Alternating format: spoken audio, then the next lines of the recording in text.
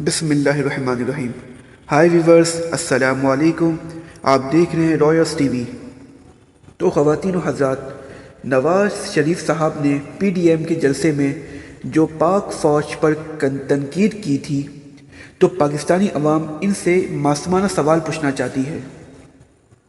سوال یہ ہے کہ کیسا سیاستدان ہے جو کلبھوشن یادو کا نام نہیں لیتا لیکن دنیا میں پاک فوج کی قیادت کو بدنام کرتا ہے، جو مودی کو اپنے گھر بلاتا ہے، دیار غیر میں اپنی فوج کو بدنام کرتا ہے، جو آر ایس ایس کے خلاف نہیں بولتا لیکن اپنے فوج کے خلاف بولتا ہے۔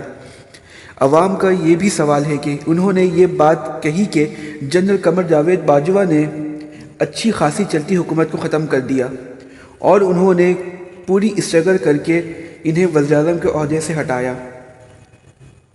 سوال یہ ہے کہ آپ کے بعد آپ کی پارٹی کی رہنما شاہد خاقان عباسی ہی وزیر اعظم بنے، انہوں نے اپنے ماتحت جنرل کے خلاف کارروائی کیوں نہیں کی؟ کیا اس کے ذمہ دار پھر آپ ہیں؟ ویورز، آپ کی بھی اس میں کیا رائے؟ آپ کی جو بھی رائے آپ ہمیں کمنٹ سیکشن میں بتا سکتے ہیں۔